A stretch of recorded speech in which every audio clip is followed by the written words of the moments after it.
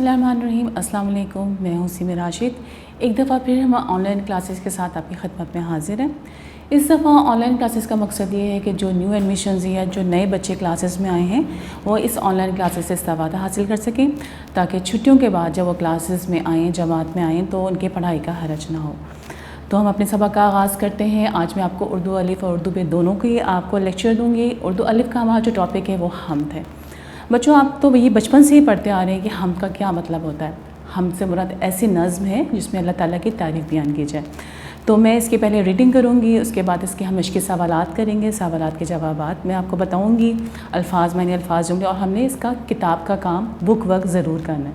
ठीक है, तो हम अपने सबक का आगाज़ करते हैं। चलें जी, सबक उन्वान हम पहले हम इसके तलफ़्फ़ुज़ सीखते हैं।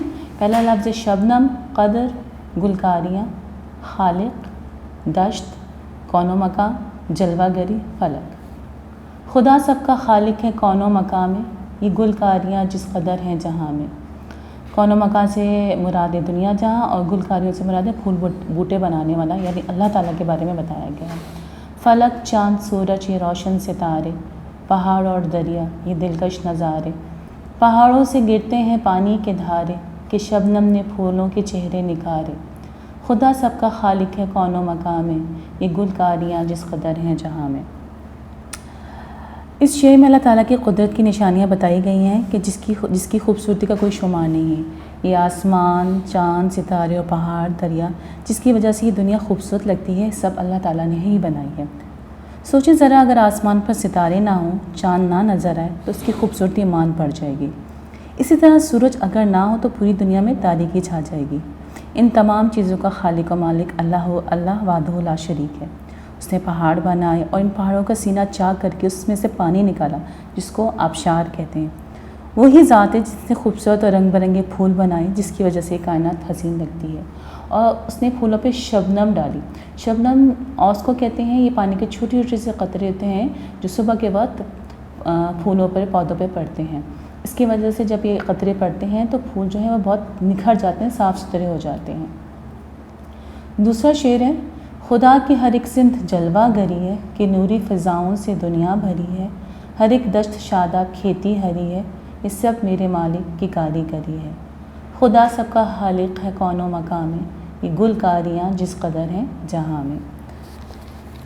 इस शेर में शायर खुदा की कुदरत बयान करता है कि दुनिया की हर शय से अल्लाह ताला की कुदरत झलकती है।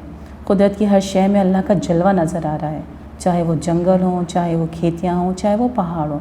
इन सब चीज़ों से पता चलता है कि हमारा रब कितना अच्छा मुसव्विर है, जिसने इतनी हसीन कायनात को तख्लीक किया, जिससे कुरान में भी अल्लाह का एक नाम अल-मुसव्विर है। ज़मीन का हर एक ज़र्रा चमका हुआ है, वो देखो कि सूरज भी निकला हुआ है। जिधर देखिए नूर फैला हुआ है, खुदा सारी दुनिया पे छाया हुआ है। खुदा सबका खालिक है कौनो मकाम में, ये गुलकारियाँ जिस कदर हैं जहाँ में। इस शेर में शायर जो है सूरज की खासियत बयान करता है कि जब सूरज निकलता है और अंधेरा छटता है तो कायनात की हर शय मुनव्वर हो जाती है, हर ज़र्रा चमक जाता है। ये रोशनी, ये चमक सूरज ही की बदौलत है। सूरज अल्लाह ताला की शानदार तख्लीक है। जिस तरह सूरज की शुआएँ पूरी दुनिया पे छा जाती हैं, फैल जाती हैं, बिल्कुल इसी तरह कायनात पर अल्लाह ताला छाया हुआ है।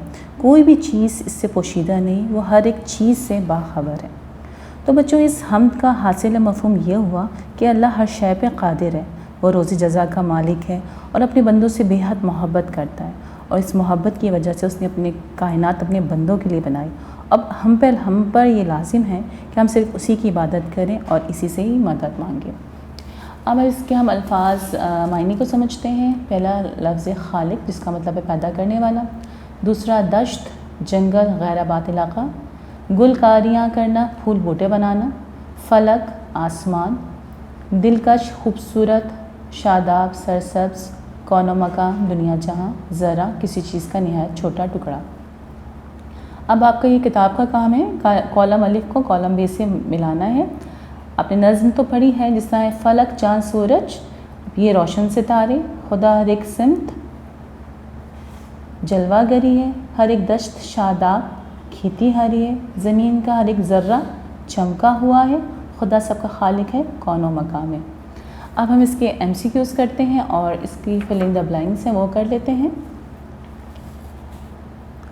پہاڑوں سے گرتے ہیں پانی کے دھارے، کہ نوری فضاؤں سے دنیا بھری ہے، وہ دیکھو کہ سورج بھی نکلا ہوا ہے، یہ سب میرے خالق کی کاریگری ہے، جدھر دیکھیے نور پھیلا ہوا ہے، کہ شبنم نے پھولوں کے چہرے نکھارے۔ اب اس کے ہم MCQs کرتے ہیں۔ اس کے MCQs ہیں، پہلا ہے ایسی نظم جس میں اللہ تعالیٰ کی تعریف بیان کی جائے اسے کہتے ہیں حمد۔ یہ گلکاریاں جس قدر ہیں فضا میں، پہاڑ اور دریا یہ دلکش نظارے، زمین کا ہر ایک ذرہ چمکا ہے سورج سے، ستارے کا ہم وزن لفظ ہے ہمارے، فلک کا مترادف ہے آسمان، زمین کا متضاد ہے آسمان، خدا ساری دنیا پہ چھایا ہوا ہے، پہاڑوں سے گرتے ہیں پانی کے دھارے۔ ہم کے شاعر کا نام ہے غنی دہلوی۔ اب اس کے ہم نے سوال جواب کرنے۔ پہلے بند میں شاعر نے کن دلکش نظاروں کا ذکر کیا ہے؟ ابھی میں نے آپ کو نظم کو وضاحت کی ہے، اس کا جواب یہ ہے کہ پہلے بند میں شاعر نے سورج، روشن ستاروں، دریاؤں، پہاڑوں سے گرتے پانی کے دھاروں اور پھولوں پر شبنم کے قطروں کا ذکر کیا ہے۔ شاعر نے اللہ تعالیٰ کی کاریگری کے حوالے سے کن چیزوں کا ذکر کیا ہے؟ پوری دنیا سورج کی روشنی سے بھری ہے، جس کی وجہ سے جنگل اور کھیتیاں سرسبز ہیں، ان سب چیزوں سے اللہ تعالیٰ کی کاریگری ظاہر ہے۔ سوال نمبر 3 ہے، ہر ایک دشت شاداب اور کھیتی ہری ہے سے کیا مراد ہے؟ اس سے مراد یہ ہے کہ جنگل سرسبز اور کھیت ہرے بھرے ہیں اور یہ سب سورج کی روشنی کی وجہ سے ہے۔ سوال نمبر 4 ہے، خدا ساری دنیا پہ چھایا ہوا ہے کہ مفہوم لکھیں۔ میں نے آپ کو اس میں اپنے لیکچر میں اس کو وضاحت بھی کی ہے۔ اس کا جواب بھی یہ ہے کہ سورج کے نکلتے ہی ہر سو نور پھیل جاتا ہے، جیسے اللہ تعالیٰ کی ذات پوری دنیا پہ چھائی ہوئی ہے۔ سوال نمبر 5 ہے کہ ہم نے بیان کی گئی نعمتوں کے علاوہ کوئی سی 5 نعمتوں کے نام اور ان سے متعلق ایک جملہ لکھیں۔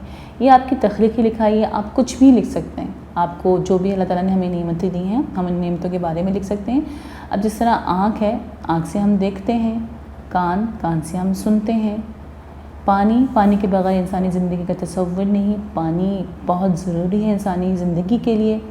بارش ہونے سے موسم خوشگوار ہو جاتا ہے، ہم یہ بھی کہہ سکتے ہیں بارش اللہ کی بہت بڑی نعمت ہے۔ پاؤں سے ہم چلتے ہیں۔ اچھا بیٹا، ہم کے الفاظ جملے ہیں۔ پہلا لفظ ہے خالق، جس کا مطلب پیدا کرنے والا ہے، میں نے آپ کو پہلے ہی بتایا۔ آپ اس کا جملہ بنا سکتے ہیں کہ اللہ تعالیٰ تمام دنیا کا خالق ہے۔ اس طرح دلکش، پھر شاداب، شبنم کو ڈیو ڈراپس کہتے ہیں اور پھولوں پہ شبنم کے قطرے بہت خوبصورت دکھائی دیتے ہیں، آپ اس طرح کے جملے بنا سکتے ہیں۔ فلک کا مطلب ہے آسمان، اللہ تعالیٰ ہمارے نبی کا نام فلک سے بھی اونچا ہے، آپ اس طرح کے جملے بنا سکتے ہیں۔ اب ہم اردو البے پر آتے ہیں۔ ہماری ہے ورک شیٹس 1 تا 3، ہماری ورک شیٹس 1 سے لے کر 3 تک ہیں۔ اس میں جو کانسیپٹس ہیں وہ آپ نے اس میں سب معرفہ ہے اور یہ کانسیپٹس آپ پہلے پڑھ چکے ہیں۔ اس میں جو نیا کانسیپٹس آئے ہیں وہ حروف تعسف ہیں اور مرکب الفاظ ہیں۔ تو اب ہم یہ جانتے ہیں کہ حروف تعسف کیا ہوتا ہے۔ حروف تعسف سے مراد وہ الفاظ ہیں جو افسوس کے مقام پر بولے جاتے ہیں، جیسے ہائے کاش، جیسے کسی کوئی چیز گم جاتی ہے ہم کہتے ہیں ہائے اس کی وہ چیز گم ہو گئی، خدا نخواستہ کسی کا انتقال ہو جاتا ہے ہم کہتے ہیں ہاں اس کا انتقال ہو گیا۔ مطلب وہ لفظ، وہ الفاظ، وہ ایکسپریشنز جو ہم افسوس کے مقام پر بولتے ہیں ان کو ہم حروف تعسف کہتے ہیں۔ مرکب الفاظ بھی ایک نیا کانسیپٹ ہے آپ کی ورک شیٹس میں۔ مرکب الفاظ سے مراد الفاظوں کو 2 بامعنی الفاظوں کے مجموعے کو مرکب الفاظ کہتے ہیں۔ اب جس طرح ہے آپ کی بیل گاڑی، ٹھیک ہے، بیل کا مطلب بھی الگ ہے، گاڑی کا مطلب بھی الگ ہے، لیکن یہ جب دونوں لفظ ملتے ہیں تو ایک نیا مفہوم بنتا ہے، ٹھیک ہے۔ جس طرح ہے طالب علم، طالب ایک الگ لفظ ہے، علم ایک الگ لفظ ہے، لیکن جب دونوں ملا تو ایک مفہوم بن گیا طالب علم۔ اس طرح پھول جھڑی، اس طرح خانہ کعبہ، بہت سارے الفاظ ہیں مرکب الفاظ۔ پھر ہمارا ایک کانسیپٹ ہے جی جملہ، کلمہ، محمل۔ آپ یہ اپنی پچھلی کلاسز میں بھی اس کے بارے میں ہم پڑھتے آ رہے ہیں، میں آپ کو دوبارہ بتا دوں۔ جملہ کسے کہتے ہیں؟ بامعنی لفظوں کا مجموعہ جس سے ہمارا ایک جملہ بنتا ہے، جس کو ہم سینٹنس بھی کہتے ہیں۔ جس طرح سورج مشرق سے نکلتا ہے، میں پڑھتا ہوں، یا میں کھاتا ہوں، کچھ بھی اس طرح کے جملے جو بامعنی ہوں ان کو ہم جملہ کہتے ہیں۔ پھر ہمارا ہے جی کلمہ۔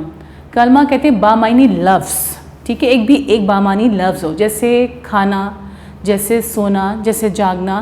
اب کوئی شخص بولتا ہے جی کھانا، تو ہمیں پتہ چل جاتا ہے کہ اس کو یا تو بھوک لگی ہے یا وہ کھانا کھا چکا ہے، مطلب بامعنی لفظ ہے، اس کو ہم کلمہ کہتے ہیں۔ اور محمل کیا ہوتا ہے؟ محمل کہتے ہیں بے معنی لفظ جس کے کوئی معنی نہیں ہوتے.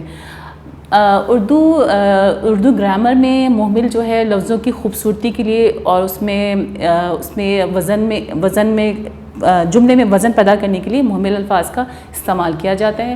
جیسے ہے جی پانی وانی، اس میں جو وانی ہے وہ محمل ہے. سونا وونا، اس میں جو وونا ہے وہ محمل ہے. جاگنا واگنا، اس میں جو واگنا ہے وہ محمل ہے. ہم لفظوں کی خوبصورتی کے لیے آپ نے دیکھا ہوگا کبھی کبھار ہمارے مہمان آتے ہیں تو ہم کہتے ہیں آپ کھانا شانا کھا کے جائے گا، آپ پانی شانی پی لیں. تو یہ لفظوں کی خوبصورتی کے لیے یہ لفظ بولے جاتے ہیں. امید ہے بچوں آپ کو یہ آج کا لیکچر اچھے سے سمجھ میں آ گیا ہوگا اور آپ نے ضرور اس لیکچر سے استفادہ حاصل کرنا ہے. اپنا بہت خیال رکھیے گا. اللہ حافظ.